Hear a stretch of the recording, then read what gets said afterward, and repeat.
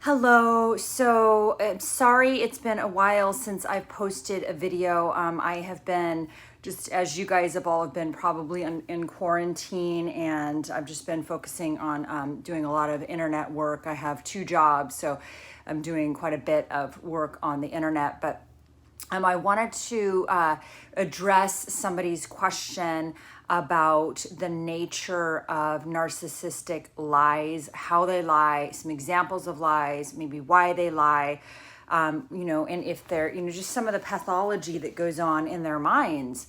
And some of it I'm going to use some anecdotal from my personal experience with being married to a narcissist or a sociopath. And then also I'm just going to share some what I've read, what I've learned, and then also some information from clients that I've had. So in general, narcissists are pathological liars, sociopath, narcissists, psychopaths. Some are better than others. I would say it probably varies greatly depending upon their level of intelligence. Here are some of the different types of lies that they will tell. Sometimes they will lie straight to your face with unblinking, absolutely no remorse, no sign of emotion, no tell, right? Unless you're, an FBI profiler. And even then, sometimes some of these narcissists and sociopaths can actually pass lie detector tests. Mine happened to work for a government military subcontractor. He was a private, civilian engineer for a government subcontractor for, basically they made weapons, and he has a high level security clearance, and that required occasional lie detector tests. And I believe that he was able to lie in the lie detector tests and go undetected because I'm not sure that his heart rate works like a normal person's. I think he's a bit of a sociopath. So in my case, the lies were, I'll give you an example. 2 weeks before I found out that my ex was having a long-term affair with a married lady at work, he kept, for a year prior to that, he was gaslighting me and telling me that the reason that we were having problems was because I was jealous and insecure, right? This is what they do. They put it all on the victim, right? And so I, being a good, nice, sweet little codependent like I am, I was like, oh, it is my fault. Because I think everything's my fault, or at least I did until I did some work around my codependence. And so I was like, yeah, you're right. You're right. I am jealous and insecure. That really is, it's my fault. Everything's my fault. I understand. This must be my fault, the problems in our marriage, right? Even though I was the only one in our marriage who ever apologized. I was the only one who ever took any personal responsibility. I was the only one who ever tried to do anything different to repair things. I was the one who was telling the truth. I was the one who was authentic. I was with somebody who was pathologically lying, did no work on themselves, blamed me for all of their problems, made me the scapegoat.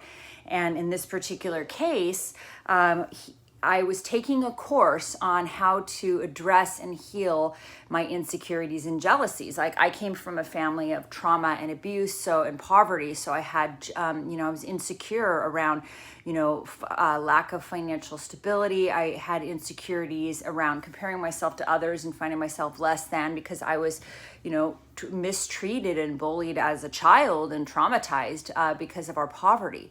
And so, the person I was with grew up in a wealthy family and never went one day without food or shelter. Just had no idea very, very privileged, no idea what it was like to go without, which was evidenced in his, lack of no helping the poor, no helping homeless people, no helping anyone who was less advantaged. I did throughout the whole marriage and made him look good by proxy. But this is a person who would not lift a finger to help anyone unless I asked him to, or unless it was performative, right? So getting to the point, so a couple weeks before I found out that he'd been having a long-term affair, lying to my face, lying to our therapist, gaslighting, all of that. I was taking a course online to help cure me or heal me of my jealousies and insecurities. And meanwhile, there was problems in the sexual realm. Like, he wasn't having sex with me because he was having sex with other people, the internet, porn addiction.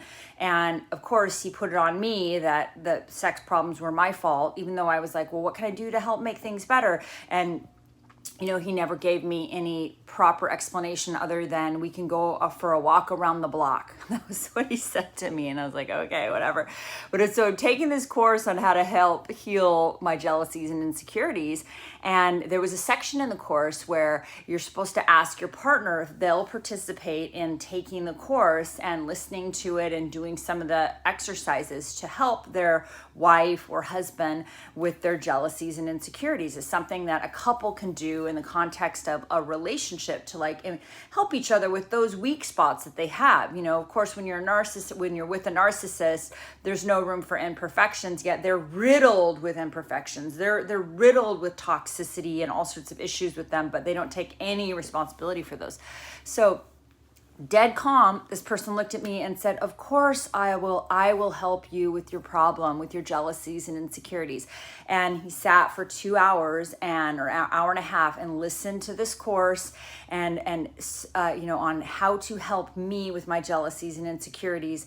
Meanwhile, a couple of days earlier, he had just had sex with his married girlfriend and lied to my face the whole time, totally gaslighting, lying to my face. Like, that's the level of duplicity. Of course I'll help you with your problem. He took the course. And then a couple weeks later, I found out he'd been having an affair the whole time and lying to my face and denying it. Like, that is the level of duplicity, insanity, denial, and inability to take any personal responsibility for the harms they cause and for their part. So as long as it was my problem, he was willing to, take this course to help me with my problem, even though the reality is the whole time it was his problem. I wasn't the one cheating. I wasn't the one lying. I wasn't the one having an affair with a married lady with 3 children. Like, that is not what I was doing. So this is just to give you an idea of the level of duplicity. Another one of my clients had hired a private investigator, had photos of her husband, making out with another woman. And when confronted with these photos, with the actual evidence, he kept denying it. He was like, that's not me in the photos. It was ridiculous. Watch the Ted Bundy series. He denied. He was in so much denial. It was like absolutely denied. Said, this was not me. I did not do these things. I did not kill these women. And the whole time he was a total pathological butcher. But the level of delusion, denial, so the lies they tell lies of omission. They tell lies straight to your face. They tell half-truths, so that, there's some truth and a lot of lie. So it's really difficult to determine whether it's the truth or false. They are very vague. They tend to be very evasive in their answers. They are, they will pretend to agree with you to your face and then passive aggressively cut you off at the legs behind your back. They lie with their smear campaigns. And often that smear campaign is very, very subtle. It's very careful. It's very much very, very careful. So they may not outrightly insult you, but they're going to start spreading these evil, subtle seeds behind your back. And probably the smear campaign has been going on for a really long time, like way, way, way before you had any idea. Just like the grooming of their new source of supply was going on long, long before you knew it, just like a pedophile. They groom just like pedophiles. They work on their new sources of supply. They typically have multiple sources of supply. Like, this is just the way they operate. They absolutely do not operate in integrity. They do not operate in authenticity. They do not operate in honesty. They're always playing these games. So I don't know if any of that, is resonating with you, but if you were with, a narcissist or a sociopath or a psychopath, for sure they're pathological liars, and they can be very cunning with their lies. Like I said, it can be very much lies of omission. It can be all about withholding information, withholding the truth, withholding communication, silent treatment, the passive aggressive behaviors, the gaslighting, gaslighting, where they're literally trying to make you question your own reality. That was, watch the film Gaslight. You will learn a little bit about what that looks like, what gaslighting is. It's where they try to make their victim question their own reality, and they're trying to make their victim basically lose their minds. And sometimes these high-level manipulators are successful. Sometimes they destroy the people that they're with. They end up having addiction. Their victims end up having addiction, alcoholism, or mental breakdowns, or they're unable to work. Their self-esteem is so eroded. They've been under this gaslighting that's super horrible for their brain, creating cognitive dissonance and all sorts of trauma brain. So, people getting out of these relationships, they often have complex PTSD. It's a very frightening situation. It's a very, very frightening thing to go through. And, if you have been through this, and if you have complex PTSD or you have trauma from getting out of a narcissistic relationship, I very much relate to you. I understand what you went through. On a personal level, I found my brother dead of a heroin overdose. I found his dead body in 2018. I was in an earthquake avalanche where, hundreds of people died around us. I've had a lot of trauma, and I can tell you that the trauma of the narcissistically abusive relationship was the worst trauma I've ever experienced. It was worse than being in an earthquake avalanche. As crazy as that is, it's true. It was the avalanche in Nepal that killed 9,000 people. We were there on a mountaineering trip.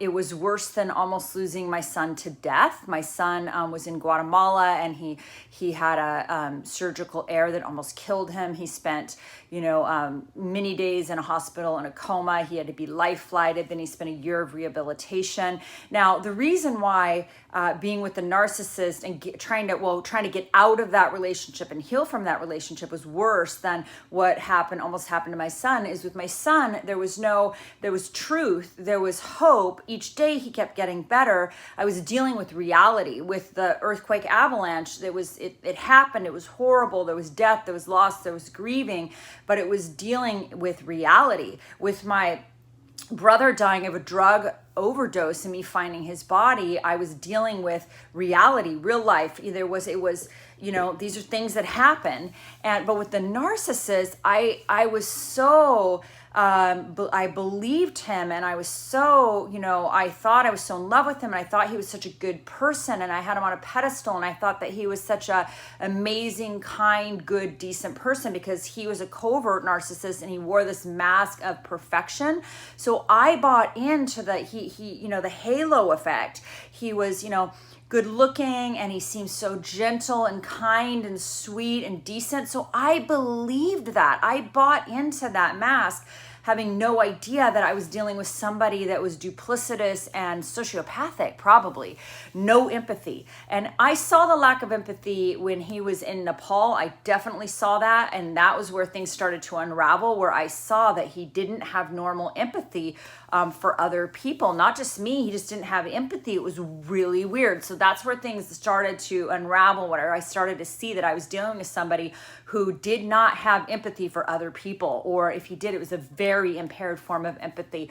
So it's very telling when being with a narcissist and trying to overcome the narcissistic abuse is worse than being in an earthquake avalanche that killed 9,000 people. It's worse than finding your brother dead of a drug overdose. If that helps for you guys to understand that I understand intimately your pain, and what you're going through is awful, and I have some other things to compare it to, in the last 5-6 years. So, because these things happen in the last 5 or 6 years, and I can tell you without a doubt that was the case for me. And it took me a lot of therapy, a lot of work, a lot of healing, just took me, all sorts of trauma work to overcome the complex PTSD that I got from being in that relationship with that sociopathic or narcissistic individual, covert narcissist. So,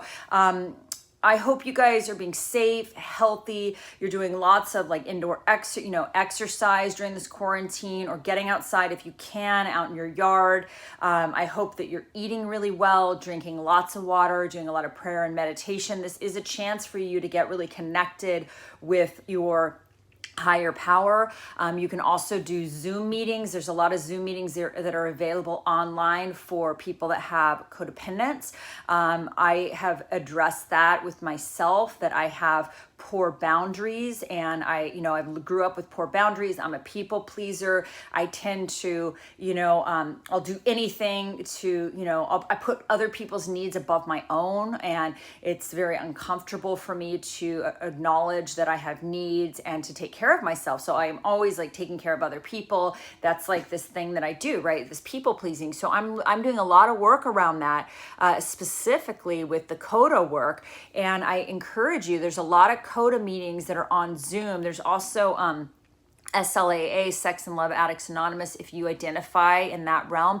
I don't identify as a sex addict, but I do have some of the components of love addiction, because of that childhood trauma. So I encourage you to start checking out some of these 12-step recovery meetings and programs that might be able to help you if you identify as a codependent. And if you are in a relationship with a narcissist, you might have some of those characteristics. So I hope you're doing well. I hope you're thriving, doing self-care. I'll try to make more videos. I've just got a lot of other stuff going on right now, but I don't want to forget you guys, and wishing you, the best, hoping that you are healing and you're doing well on your journey of healing from these toxic relationships. Thanks so much. Bye-bye.